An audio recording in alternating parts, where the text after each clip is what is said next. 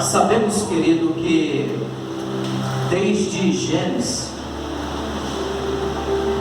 antes do pecado original do homem,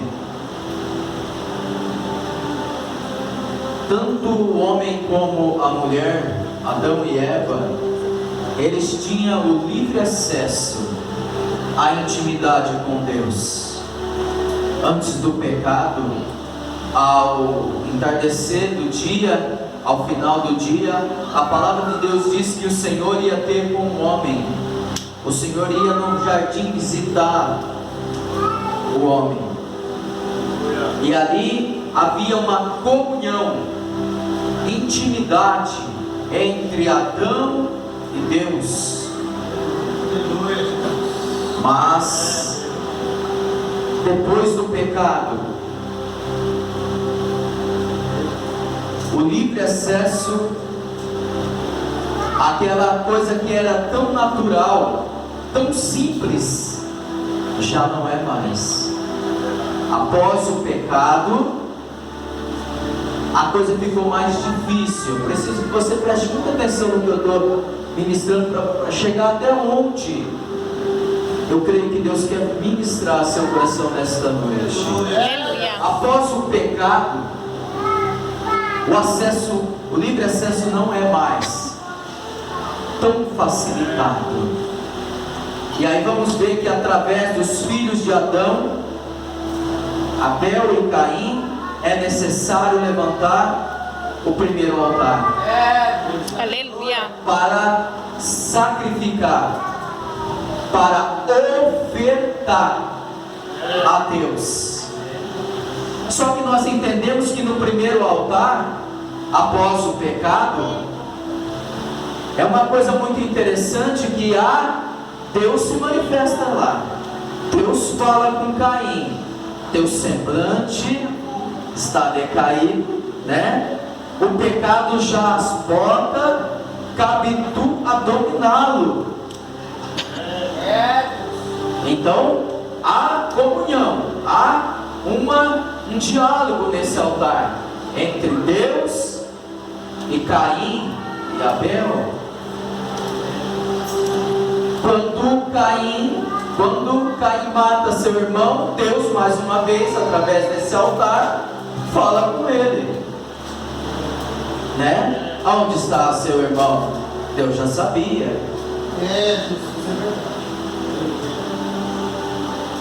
Pois depois desse altar vem outro filho ao casal, Sete.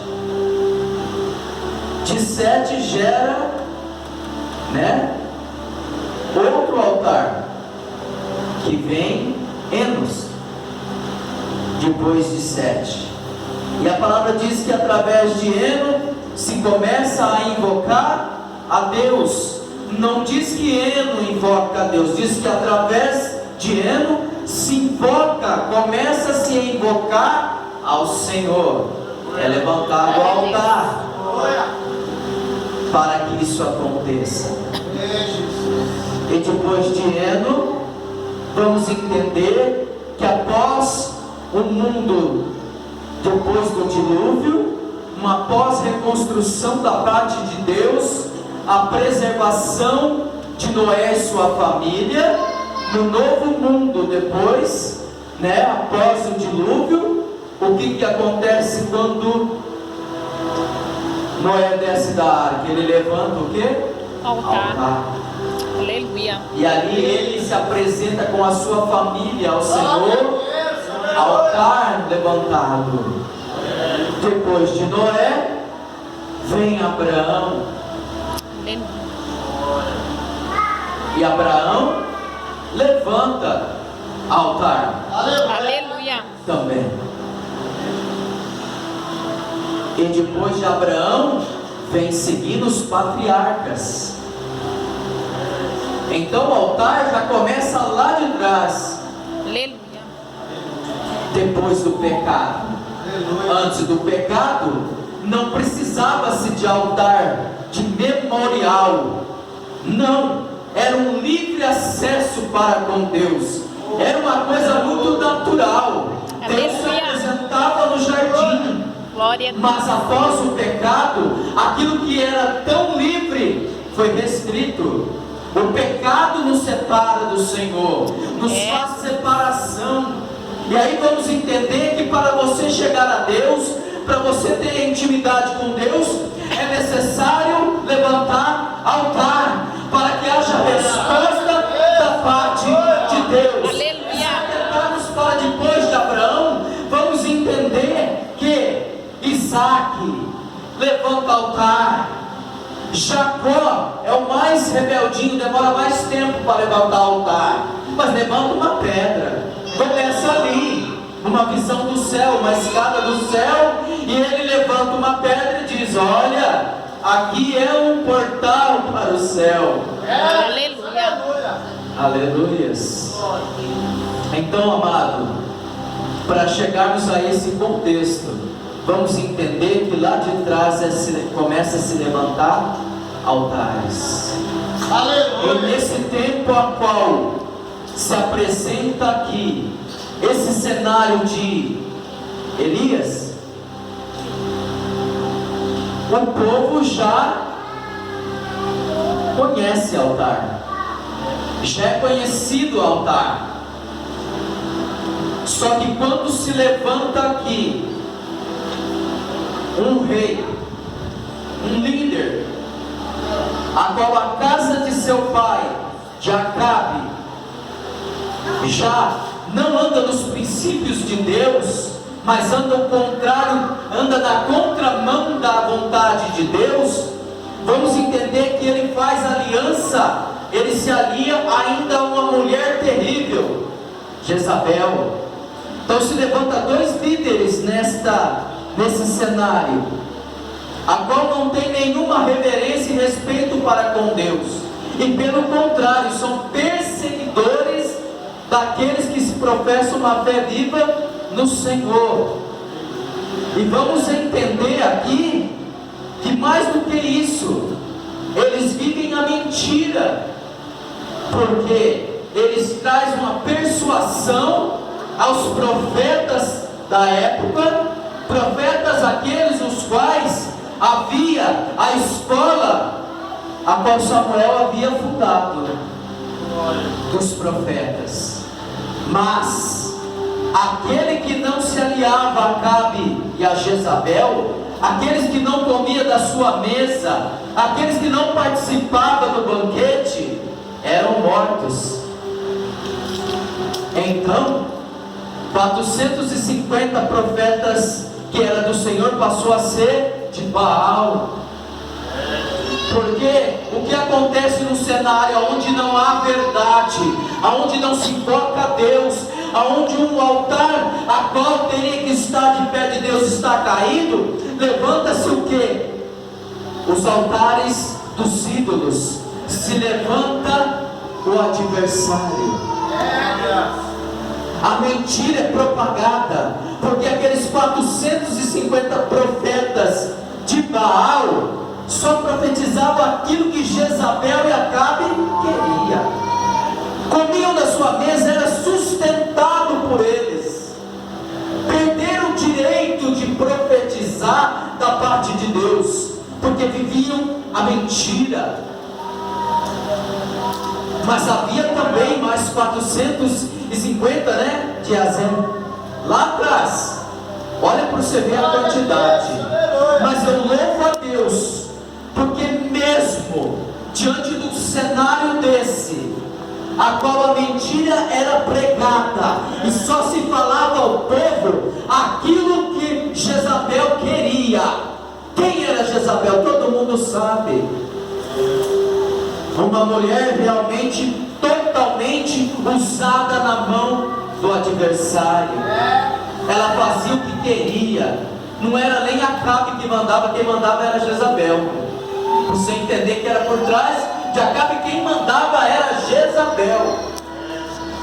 Mas eu louvo a Deus, que mesmo diante de um cenário tão difícil, diante da mentira, ainda havia os fiéis. Aleluia. Ainda havia 7.000 que não havia se contaminado e nem se prostrado a Baal. Aleluia. Estavam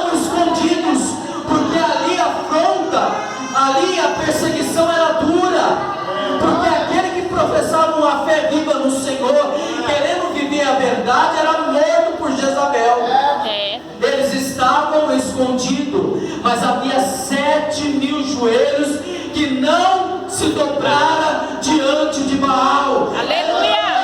Glória a Deus. 7.000, ainda que olhava para a história de Samuel, para os Aleluia. princípios da verdade, Glória a Deus. e servia ao único e verdadeiro Deus que era e sempre será o Senhor Jesus. Aleluia.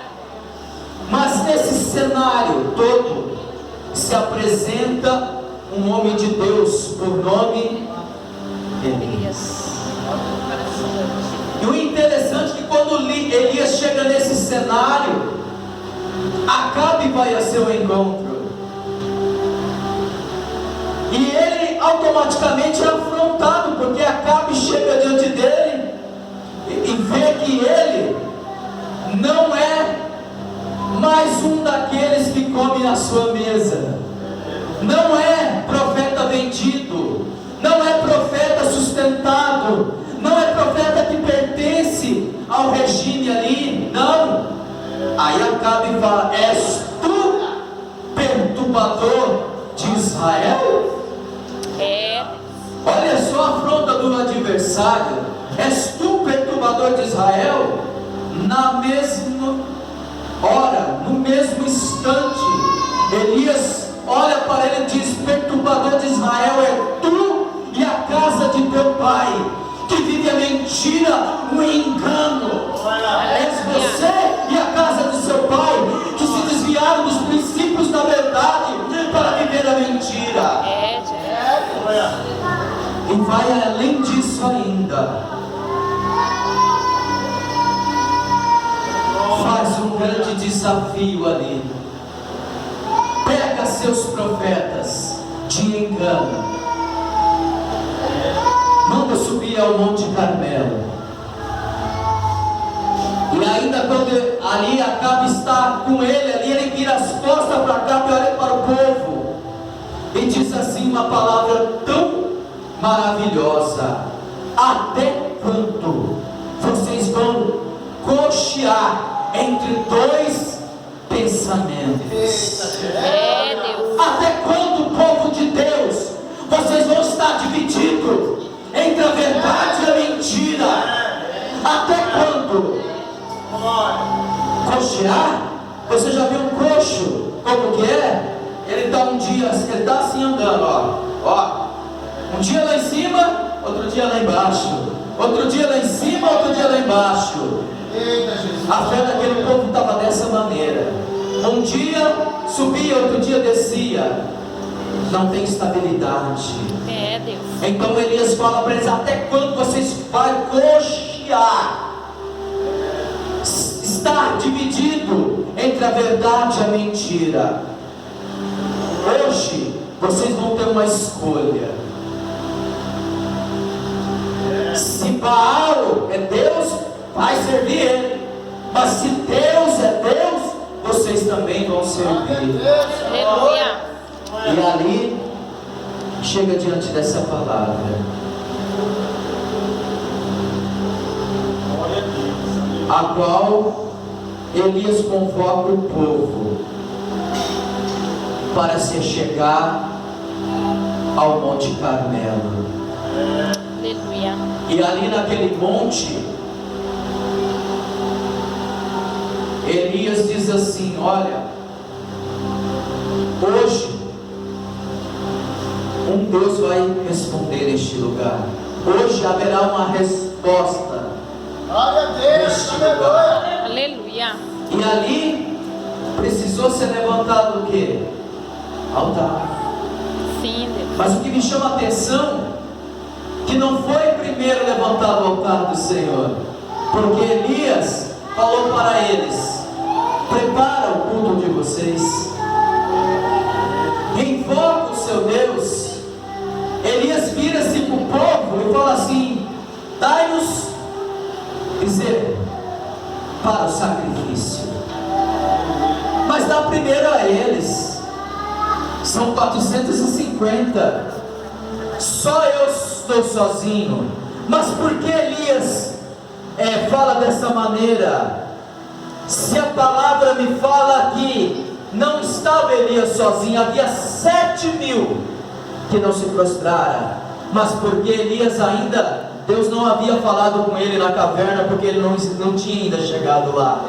Então não era mentira o que ele sentia e o que ele falava. Ele falou: só eu estou aqui como profeta, vocês são 450, fora o de Azerar, né? Que ainda não tinha vindo. Depois ele manda matar o fio da espada. Mas ali o confronto era diante de 450 de Baal. Sacrifica primeiro, invoca esse Deus que vocês dizem, Baal. Se ele é Deus, haverá resposta. Então o povo dá o sacrifício para que seja feito, e ali tem um altar levantado, mas não é o altar do Senhor. Ali é um altar estranho, ao altar pela qual é preparado o sacrifício, ao altar ali onde eles imolam ali o bezerro, coloca ali, faz todo o preparo, e se começa desde manhã a invocar a esse Deus que tem olhos mas não vê, tem boca mas não fala, tem ouvido mas não ouve, tem mão mas não apartam, mas eles estão lá invocando a um Deus morto, eles estão lá sacrificando, estão lá. Mas ao meio-dia